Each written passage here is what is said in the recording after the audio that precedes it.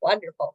So good afternoon once again, everybody. Welcome back to our learning and lobbying webinar, part one. This is the second part of part one. That we're going to have a much shorter time together this afternoon, but it will be, I think, just as wonderful as it was this morning. I think we can all appreciate what we participated in this morning. So my name is Sabrina Chifari. I'm joining you from Toronto. I am the creation care animator for the Sisters of St. Joseph of Toronto. And I am so pleased to welcome everybody back for this session. This session is entitled DISCERN, Levers for Faith Communities Regarding Federal Government Action Towards Ecological Justice. So we are going to, I will in a moment introduce our speaker, and we're going to have a closing prayer at the end. For those of you that attended this morning, we had an opening prayer. We will have one final closing prayer that Sister Christine Gabel will be leading for us. So as I mentioned, I'm from Toronto. I am currently in the Don River watershed, nearest to the Don River, even though I live in the Humber River watershed, nearest to the Humber Creek. And I invite everyone, if you wish to put into the chat the land acknowledgement from the lands or territories or waters that you are nearest to, that you're joining us from today. Please be welcome, feel welcome to do that. So without further ado, I'm just going to give a quick check around here. I'd like to introduce to you our speaker. It is Sister Sue Wilson, who is the Executive Director of the Office for Systemic Justice for the Federation of Sisters of St. Joseph of Canada. Just before Sister Sue gets started, a friendly reminder to everyone, please remain muted until we get to the Q&A.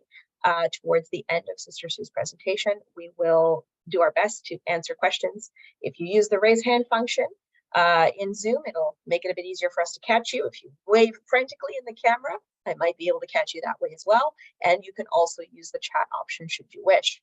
So I don't think there are any other outstanding pieces. If I haven't forgotten anything, Sister Sue, please take it away. Okay, thanks, Sabrina. And just to begin, I'd like to acknowledge that I'm speaking from the traditional territory of the Haudenosaunee, Anishinaabeg, and Lenni Lenape peoples. And just take a moment here to share screen.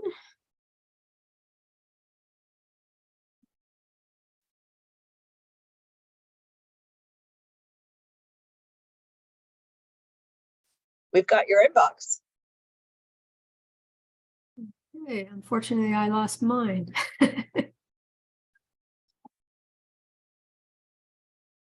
Are you working off of a split screen by any chance? No, I'm not.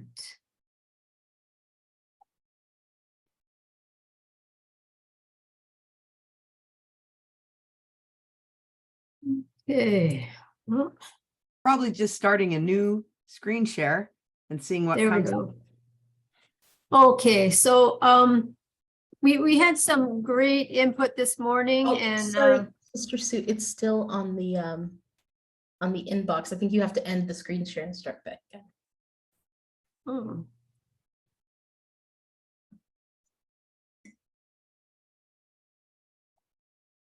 Not to have jinxed it, but earlier before we got started, folks, I did say something about best laid plans. I'm glad I hadn't written anything to her. Do you see it now? No. I see you. Okay.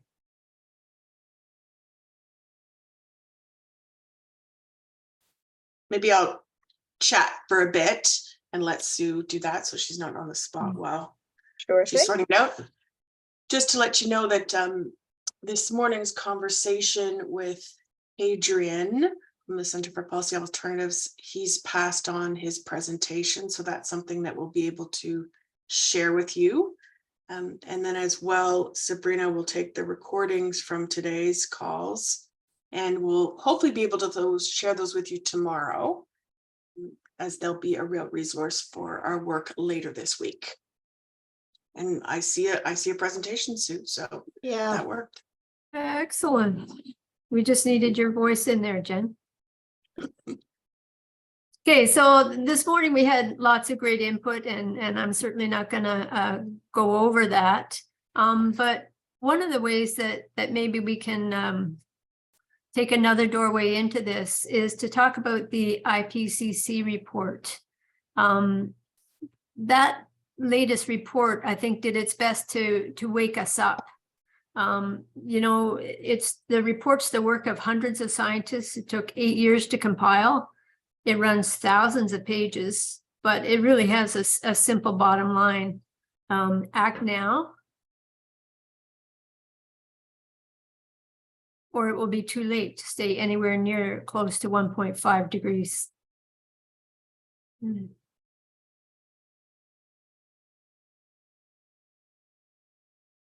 Okay. Perfect. Definitely having some technical difficulties over here, but we will persevere. It's good now. Okay, so what does act now mean? The report spells that out as well. You know, to what we need to do is to cut greenhouse gas emissions approximately in half this decade. Otherwise, we're going to hit those dangerous tipping points, which, when they're crossed, will lock in major irreversible damage. And the report also makes the point that if we just stay on the current policies that we have, that government's committed to in Egypt, we're going to use up the remaining carbon budget before the next report is due in 2030. So that report did its best to kind of put out an urgent and stark message, but it didn't seem to have the desired effect. Like the other IPCC reports, it was in the news for a couple of days, and then the world moved on. So it's pretty clear that what's missing is that political will to create change. So this little webinar is focused on discernment. You know, it's asking us faith communities, what can and should we bring forward to contribute to change? And I'm just going to highlight 3 things that we should be focused on, both in our advocacy in Ottawa and in our wider climate action. Okay. So first off, we have a creation-based worldview that is shared by other faiths and spiritualities, and that's a clear strength. You know, I think of the multi-faith statement at COP15 on biodiversity protection. The statement identified the web of life as being at the heart of our worldview, and it said, I quote, "As people of faith who believe in the sacredness of all life, we believe the COP15 text needs to reflect worldviews that are grounded in interconnectedness, interdependence, and relationship, and speak to the sacred wisdom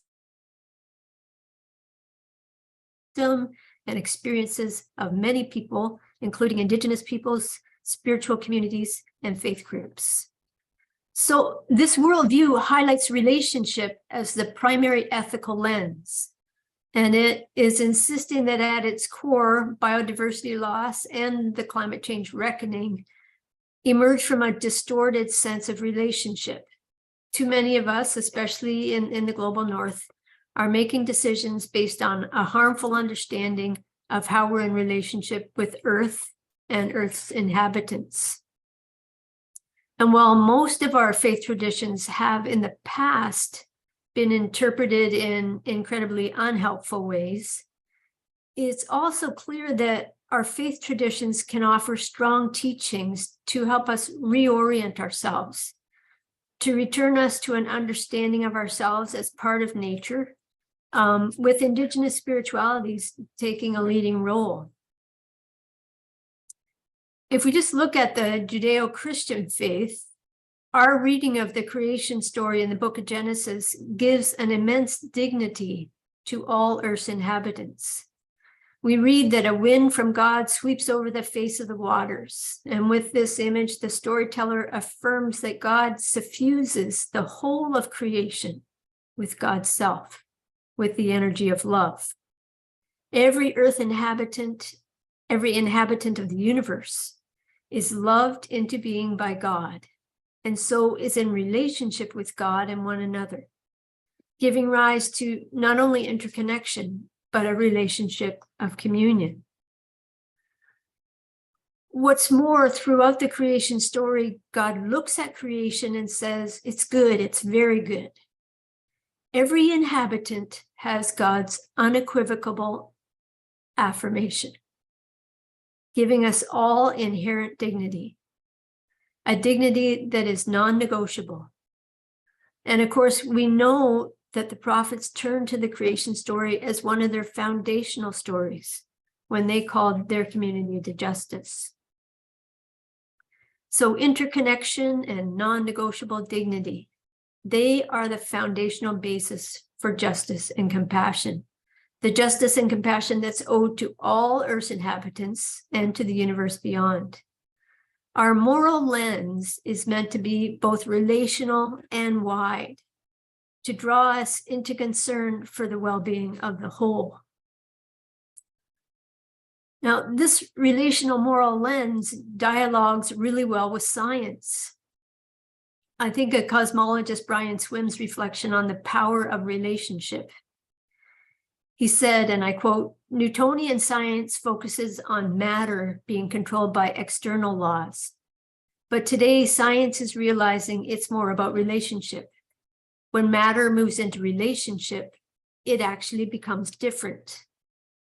And then he points to the example of the neutron, one of the elementary particles. He says, by itself, the neutron only exists for a few minutes, and then it will decay and disappear altogether. But if the neutron is brought into relationship with a proton, that neutron can exist for billions of years. In that sense, it's a different reality. So again, here we have an understanding of life that's putting relationship at its foundation. So both science and faith see life as an interconnected whole. The moral framework that flows from an interconnected whole highlights compassion and justice. And the need to nurture compassion and justice within the whole highlights the need for political engagement. Pope Francis puts a spotlight on this relational moral lens in Laudato Si and some other initiatives as well. But Laudato Si pulls together science and faith to weave a vision in which all Earth's inhabitants are linked by unseen bonds and together form a kind of universal family of sublime communion. And then a little later, we can feel the desertification of the soil almost as a physical ailment, and the extinction of a species as a painful disfigurement.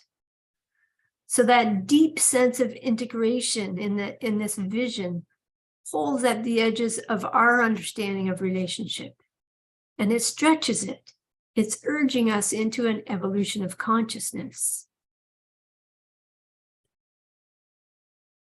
At the same time, the encyclical looks to politics to create systemic changes, the changes that are needed if we're going to incarnate communion in this world.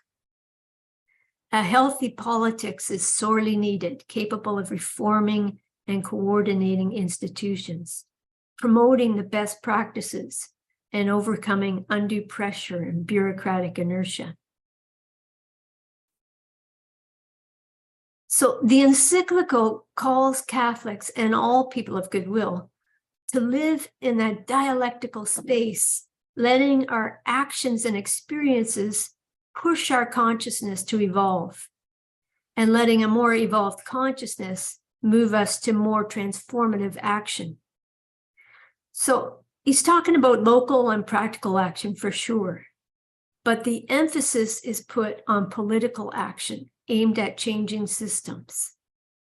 The same focus on the need for political engagement is found in Fratelli Tutti, where the Pope links political engagement with efforts to create political love and sees political life as essential and constitutive of what it means to be Christian. So politics is the way we shape relationships on a collective scale. And government policies have huge impacts in the world. That's why Antonio Guterres the Secretary General of the UN, called the current policies that were negotiated last year at COP27 a death sentence. It's a death sentence, especially for people in the global south, as well as for many other species and their habitats around the world. And so Guterres called for an all-hands-on-deck plan that would see heavy emitting rich countries like Canada and other members of the G20 mobilize more resources to help low-income countries slash their emissions, while at the same time bringing their own net zero targets forward a decade from 2050 to 2040. So that's why our first ask when we go to Ottawa to talk to MPs and senators will be for Canada to change its net zero target from 2050 to 2040. What we're doing is listening to the urgency of the UN's call for action. And like the Pope, we're seeing political life as essential and constitutive of what it means to be Christian. So I think a second strength that faith communities can and should bring to climate action is this wide and diverse network we have, along with a capacity for dialogue across differences, a capacity that is rooted in an understanding of the need for ongoing transformation in our lives. This capacity is especially important given the huge disconnect between, on the one hand, what the IPCC report and the UN are calling for: stop fossil fuel subsidies, stop licensing new projects, stop any expansion of reserves, establish a global phase down of existing production, scale up investments in renewable energy. And by contrast, the policies that the Canadian government have, which show a reluctance to move strongly away from fossil fuels. Even the interim sustainable jobs plan holds a space for a fossil fuel future, albeit a reduced one. And it relies on carbon offsets and carbon capture technology, which are questionable at best. The idea that oil and gas production can be compatible with the 2050 net zero target is especially questionable, given that recent research is showing that emissions from the oil sands have been significantly underestimated. And carbon capture technologies don't yet work at the scale that would be needed to make a difference. In any case, new oil and gas production is almost certainly not compatible with the 2040 target that's being urged by the UN.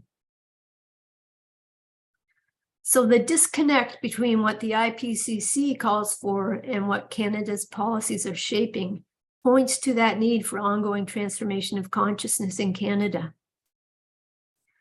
Now, the UN Secretary General, Guterres, is trying to evoke a sense of moral responsibility to future generations.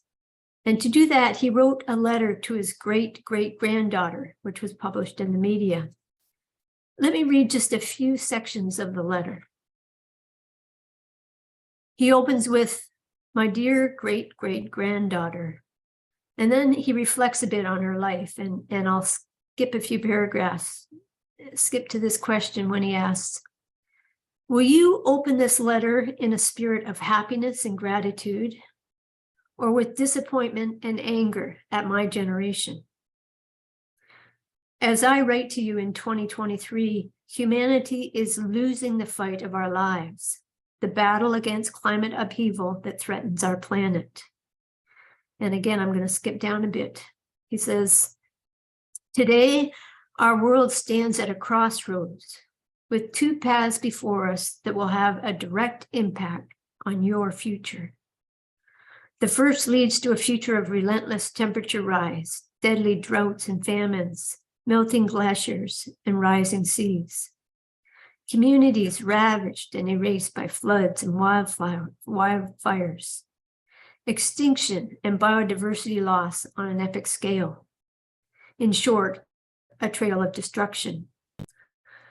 The second path leads to the legacy you deserve, breathable air, better health, sustainable food systems, clean water, and robust circular economies. A future powered by renewable energy and high-quality green jobs. I am determined that humanity follows this second path. We have the information we need. We have the tools and the technology. What we need is the political will to forge a peace pact with nature and transform how we grow food, use land, fuel transport, and power economies. And then he finishes the letter in this way. My dear great-great-granddaughter, you are decades from birth, but I already hear you. The central question from you and all humanity both haunts and motivates me. What did you do to save our planet and our future when you had the chance? And that's how he ends it. By framing the letter in terms of our moral obligation to future generations and closing with a question his granddaughter's granddaughter might ask, Guterres is trying to rouse our consciousness, to stir our individual and collective conscience. What will we as faith communities do to amplify this effort to transform consciousness? But Guterres isn't the only one who's pushing the agenda. There was another recent initiative by the small nation state of Vanuatu and youth activists from the Pacific, which also has the potential to transform the consciousness of the global North and create greater political will for change. Earlier this year, the UN General Assembly adopted by consensus a landmark resolution that was spearheaded by Vanuatu to secure a legal opinion from the International Court of Justice that would clarify the obligations of nation states to tackle the climate crisis. This legal opinion will also specify any consequences that countries should face for inaction.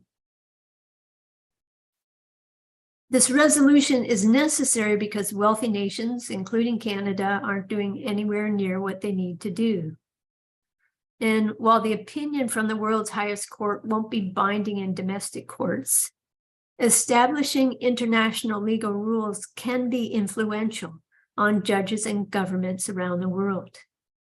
It also represents the first attempt to establish climate action obligations under international law, to help vulnerable states and advocates hold countries accountable for their action and their inaction. At the same time, it's another concrete action meant to stir and transform consciousness. So it's on us as people in the global North to engage the people in our networks and to engage politicians in dialogue about such initiatives. It seems to me that consciousness is stirred in those spaces where the rubber hits the road. And so another important way for faith communities to contribute to these efforts to stimulate dialogue and to transform consciousness is for us to lobby for the policies that are necessary steps in decarbonizing the economy. That's why, again, following the IPCC recommendations, our second ask will push the federal government to make concrete moves away from fossil fuels. So we're talking about immediately ending all subsidies to fossil fuel industries, not just the inefficient ones. To cease all new exploration and expansion of coal, oil, and natural gas. To create a timeline to phase down existing oil and gas production, and to divest from all state-owned fossil fuel industry infrastructure. And as Hadrian was saying this morning, repurpose those funds to support renewable energy. So that's two things. The third thing that we as faith communities, I think, can and should bring forward for climate action is to get serious about that integral ecology lens. To use it as more than a lens, but to use it as a way of doing climate justice in Canada. In Laudato Si', Francis calls for an integral ecology that sees the multifaceted character of justice issues. And he urges us to be attentive to interconnected and interacting drivers of these harms. So we're talking about an integrated approach to understanding the complex crises that confront us, as well as an integrated approach to finding solutions. And we're keeping in mind that web of connection, that it means every violation of solidarity and the common good will affect both people and the planet. Now, this afternoon, we don't have anywhere near enough time on this webinar to do this kind of discernment about what an integral ecology approach to climate action would look like. But we have the analysis from this morning. And what I'd like to do right now is just to lay out the framework a bit. So maybe to stir your own discernment with a few examples. So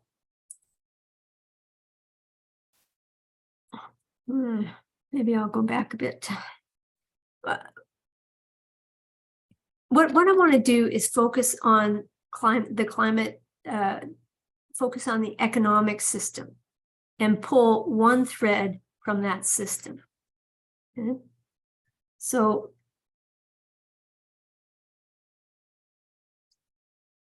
we know that the solutions to climate change require economic shifts away from the current extractive model. And we're talking about an extractive model that's rooted in the exploitation of people, of species, of the planet. And we need to move from that to a low carbon model that's rooted in care for the planet, care for people and all species. So that's a shift that the whole world needs to be making. But as you see here in this slide, the gap between rich and poor is a major feature of the economic system.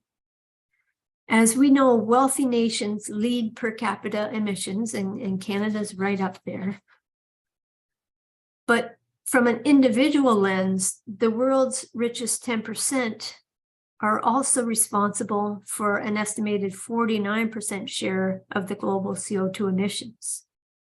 So wealth needs to be seen as part of the problem and as a contributing driver of climate change.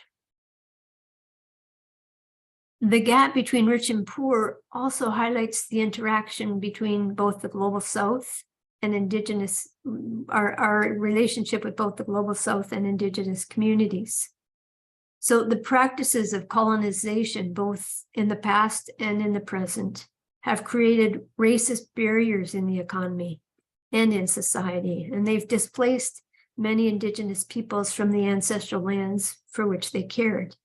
And it's ignored indigenous knowledge.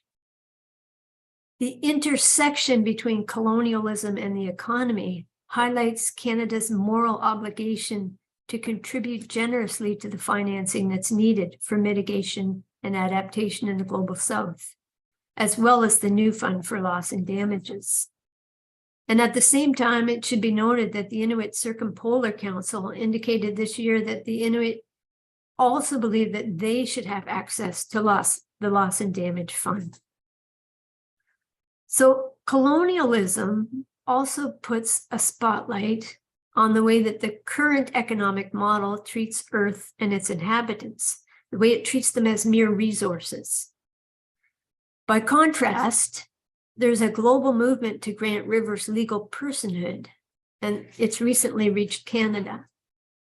The movement, which is largely led by Indigenous communities and environmental groups and scientists, its aim is to give rivers and other ecological features stronger legal protections by granting them rights that are normally reserved for people. The global movement to grant rivers legal personhood began in New Zealand in 2014. After a long legal struggle, the Maori Nation won a legal settlement in 2021 that granted the Wanganui River the legal rights of an indivisible and living whole, or a legal person. So in Canada, Gilbert White Duck, a former Algonquin Anishinaabe chief, believed that legal designation would provide the Gatineau River with better environmental protection, and he's pushing to make that a reality. So obviously, this could be a game changer in terms of protecting species and their habitats in Canada. So I've kind of gone from that wide economic system and taken it right down to the way we have a relationship with each other and with the earth. So that's just one quick tug on an economic thread. But it indicates some of the ways that the economy is a driver of climate change. And we looked briefly at that thread using an intersectional lens, which showed first how wealth is a problem with real-world impacts, and second, how identifying drivers, such as the tendency to reduce Earth inhabitants to mere resources, can also point towards solutions, such as using the legal system to give rivers some of the protections of persons. So now we switch from the drivers of climate change to its impacts. Like the pandemic, climate change is an exacerbating factor for many of the inequities and injustices already happening in Canada. But before I get to impacts, groups already experiencing social and economic barriers tend to be more impacted than others. So women, people living with disabilities or low income, Indigenous and other racialized groups. That's why an intersectional approach is needed. A few quick examples. In the Arctic and many rural regions, the way of life and livelihoods are at risk from climate change, especially in the north. Extreme weather events are contributing to involuntary displacement. So that's one lens on it. Food security. Now, we know that food insecurity is not a new challenge in Canada. Currently, women-led lone parent families, low-income groups, Indigenous people, newcomers, individuals with disabilities, they all report higher levels of food insecurity than the overall population. But climate change increases food security and food safety pressures by disrupting food systems, impacting food prices, and affecting the ability to access quality and nutritious food. So groups that were already experiencing lots of pressure feel greater pressure. In terms of the labor market, severe weather impacts, such as floods and droughts and wildfires, can overwhelm bioregions. They can render entire regions unproductive.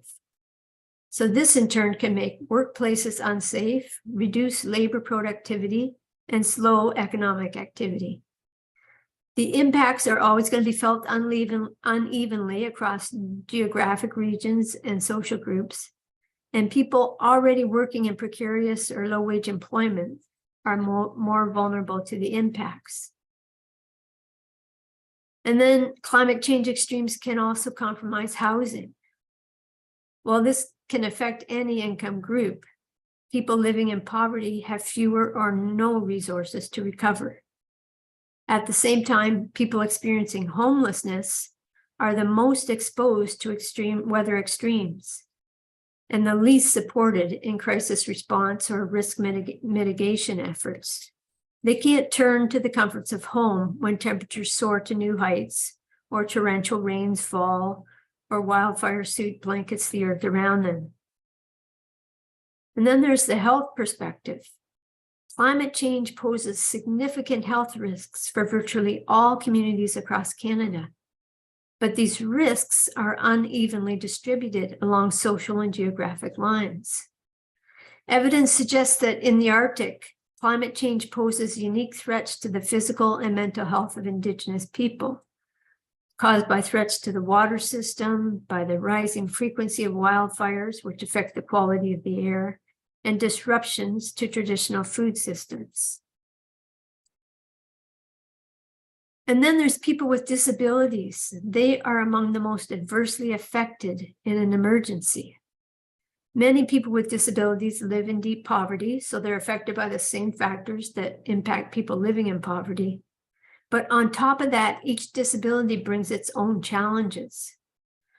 For example, if you remember in 2018, in July, there was a severe heat wave in Montreal. 61 people died. And a quarter of those people had schizophrenia, which is way out of their percentage of the population. So why would that be? Many people with schizophrenia take antipsychotic medication that makes them less tolerant to heat.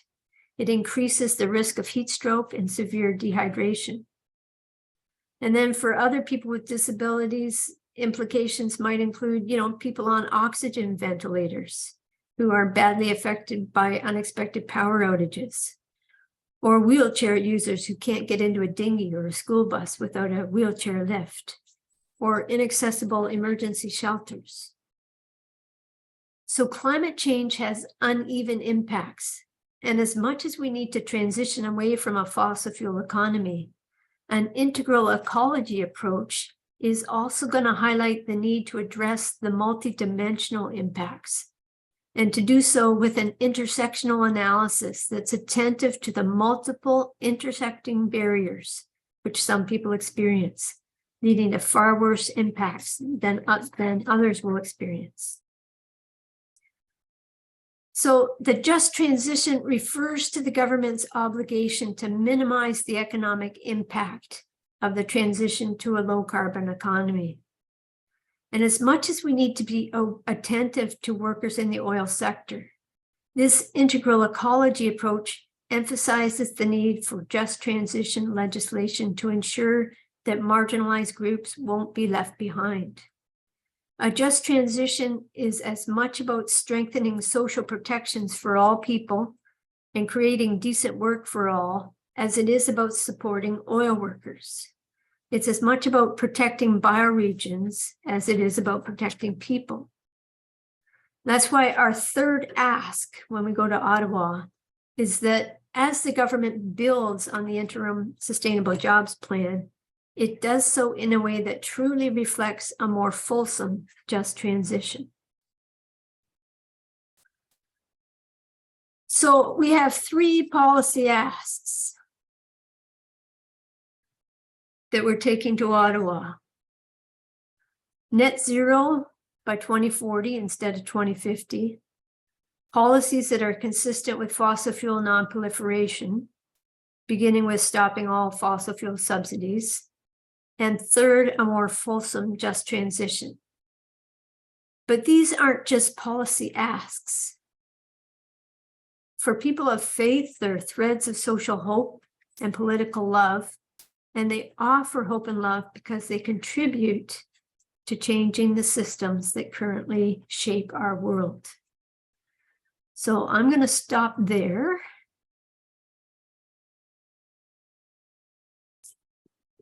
And send it over to, I'm not sure who. Well, I'll pick up from here as the designated moderator for this session. So first off, thank you, Sue, for a wonderful presentation. Speaking for myself, I really feel like between the morning speakers and yourself, there's a real braid of information happening that allows us to see how everything ties together, that for those of us that will be going to Ottawa, equips us with a good mindset about how to approach these issues with our elected representatives and those who are representing the ministries and the offices and the writings that we need to connect with and talk to. So thank you so much for that presentation. And I'm glad the tech glitches were just a minor thing after all. Now we do have about 20 minutes left of the presentation, which means we have about 10 minutes for questions before we close out the session with the prayer blessing and other things. Now, I didn't see anything in the chat. So if anybody would like to, as I said earlier, your options are to use the raise hand function as part of Zoom, or wave frantically in your camera and hopefully someone catches you, or simply unmute yourself and go ahead and ask your question for Sister Sue if you have it. And just to say, it might not be a question. My input was just to kind of stimulate your own discernment. And the examples I used were just along a narrow line. So you might have some other examples that you want to pull forward, and I think that would be great. Thank you.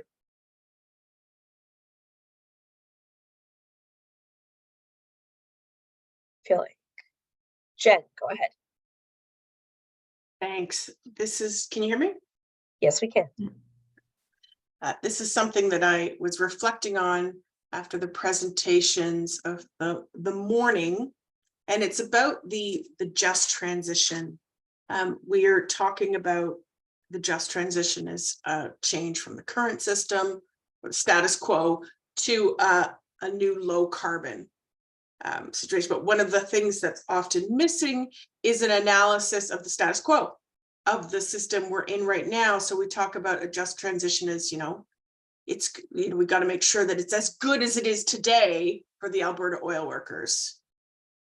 Well, I'm not sure that's necessarily the system that we want to be bringing forward. And I think I see that as a part of what the religious communities and congregations can bring forward, that analysis of the current system, the dirty, rotten system that we're in right now. And so instead of transitioning from this to the next, how can we apply our values and our ethics and really that interconnectedness, the multi-dimensional impacts, how can we bring that forward in our analysis of what we want the future to look like?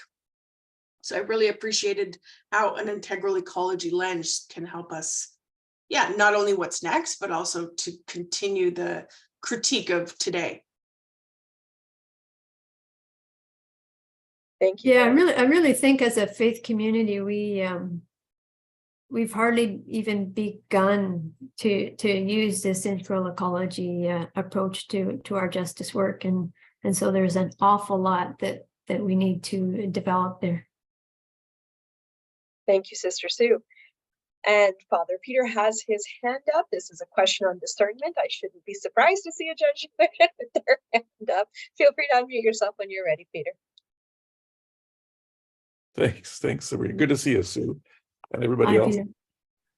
Who are you going to go see in Ottawa, and why did you choose them? Well, Jen has the list, so I'm going to let her answer that.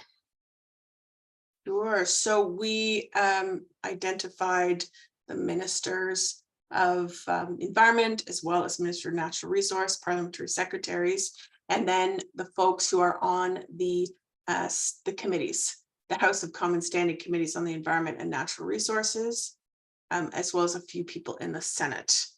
So we reached out to everybody kind of working on the environment, and who we're meeting on Thursday. So we had, as you know, when you're doing MP meetings, sometimes you get yeses from people you don't expect and no from people you would have expected to meet with. But we're meeting with Sherry Meyerhoff, who's actually the core, and Joe would have to tell me what her title is. What's the core office on mining? What does core stand for? Canada's ombudsman for responsible, ombudsperson for responsible enterprise. Yeah, so the ineffective ombudsperson we have in place on mining, and that's in order to just continue moving that file forward as religious congregations, and because we have those connections. We'll also meet with MP Elizabeth May. We'll meet with MP Peter Fragiskatos.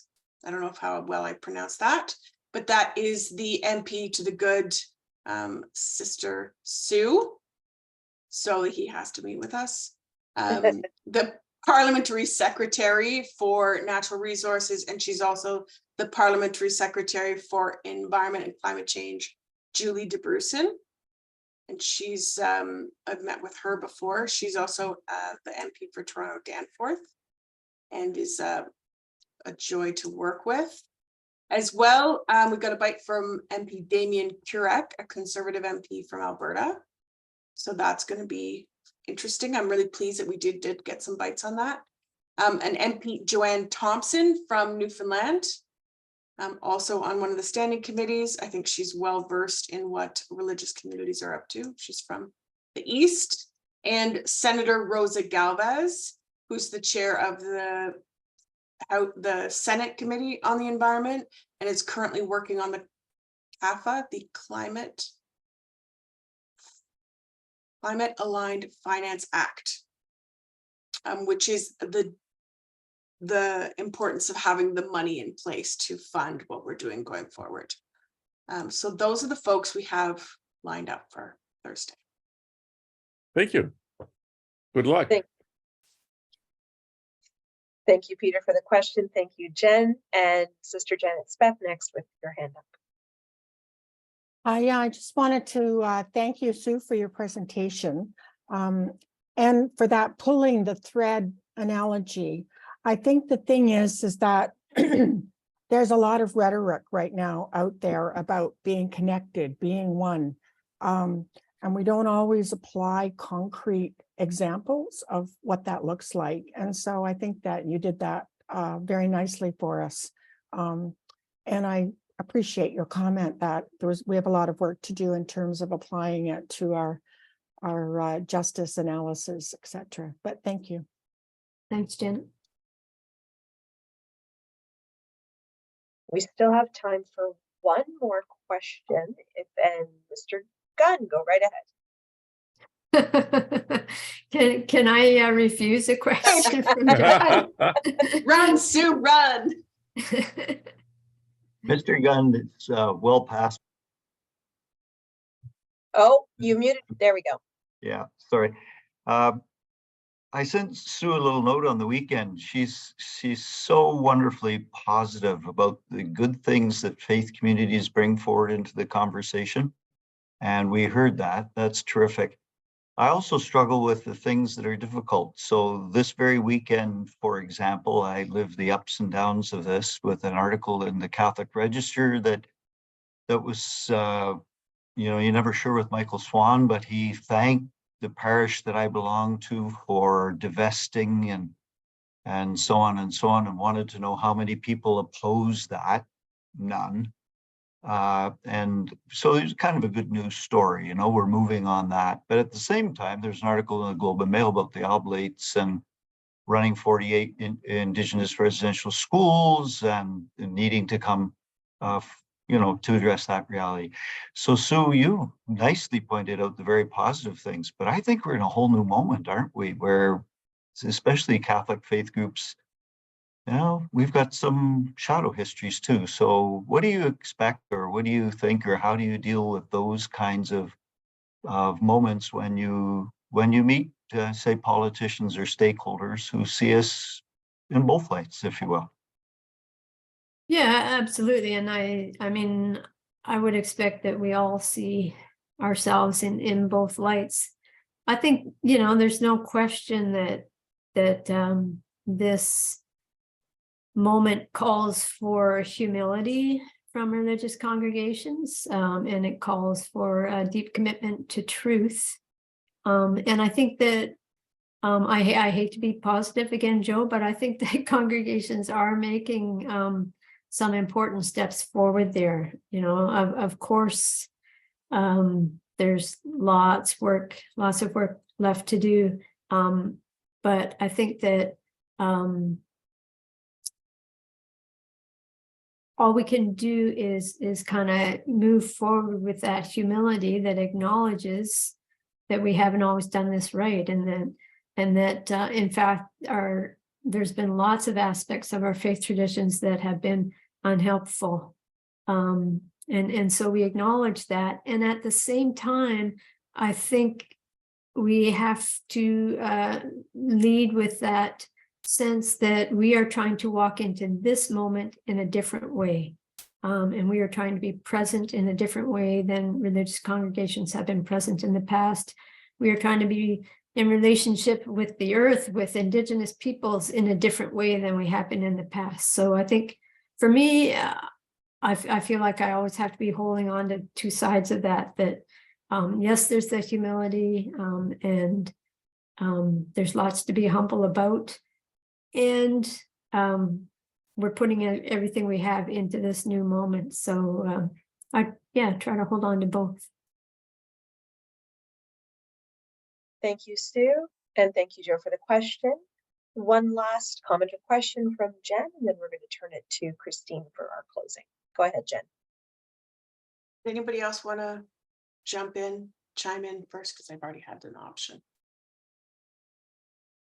I don't see any frantic waving anywhere, so I think you're good to go. I just on the side of optimism, the other thing I wanted to share is a little bit of what I've seen in the work of the folks we spoke to this morning, Hadrian and Caro, and what's going on even in the environmental movement. And it's the introduction of values and ethics being much more front and center and clearer. Yeah, there's been a desire to introduce or to include migrant rights issues into the environmental work, the real sense of solidarity that's required as we go forward. So they're doing like a oppression 101 training with the environmental groups. And I remember looking, I was like, wow, that's basic stuff that most of us are really clear on because of our work. But that's something that there's a real need for and a real request for, to bring values and ethics into the science, which the environmental movement is usually really strong on. So that's been pretty cool to see, something that we're bringing forward to them as well. And also the inspiration. There's a lot of gray-haired folks in our crew, and there's a lot of young folks in the environmental movement, but they get really motivated by seeing a lot of the older generations be just as active as they are.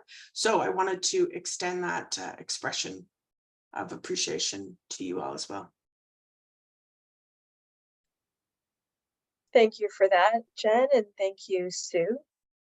So I don't know where I fall in that comment, having a little bit of both, but that's okay. Being in the middle ground is not a new situation for me.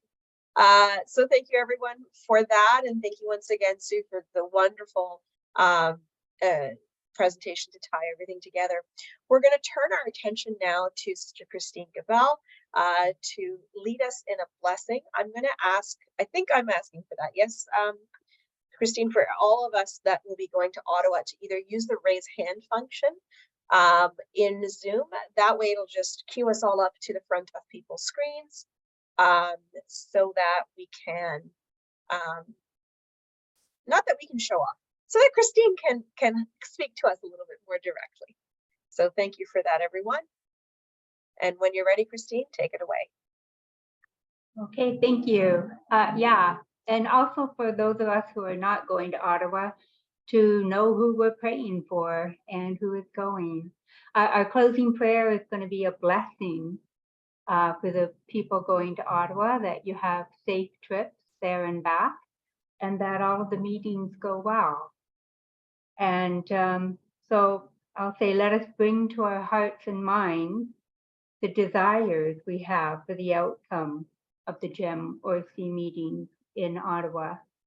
And I ask everybody to mute, because I'll play a song, and if you want to sing, it's better if you're muted. So I'm going to share my screen, and we'll be doing the blessing song by Miriam Trace Winter to bless the people going off to Ottawa.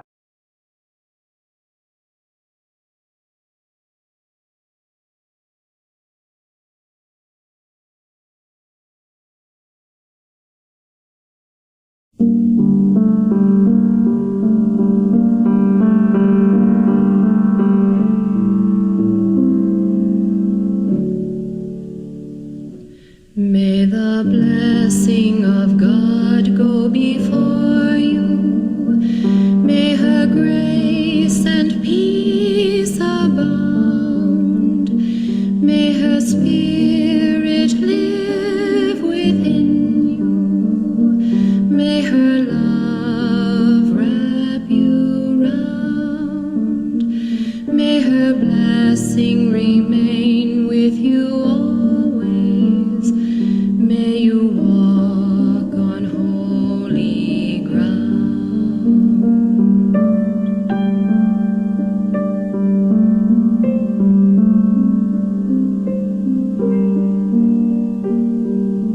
goodness flow from the work of your hands, by the God of your mother who will help you, by God Shaddai, who will bless you with blessings of heaven, blessings of the deep, blessings of the breasts and of the womb. For the blessings of God are mighty beyond the blessings of the eternal mountains and the bounties of the everlasting hills.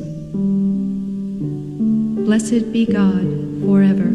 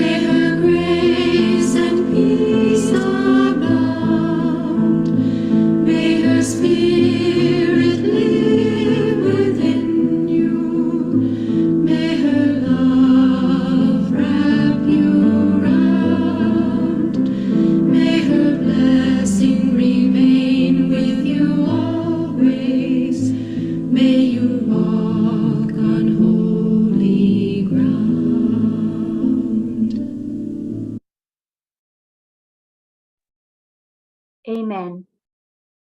Amen. All right. And with that, thank you so much, Christine, for that. And thank you everyone once again for your time today, this afternoon. Thank you to Sue, Caro, and Hadrian earlier this morning, and everyone who helped to organize and facilitate this discussion today. On behalf of the Joint Ecological Ministry, a good afternoon to everyone, and we will send you all of our updates and notes from our learning and lobbying continuation this week in Ottawa, and we look forward to sharing that with you. So with that, have a great afternoon, everyone, and we'll see you around. Thank you all.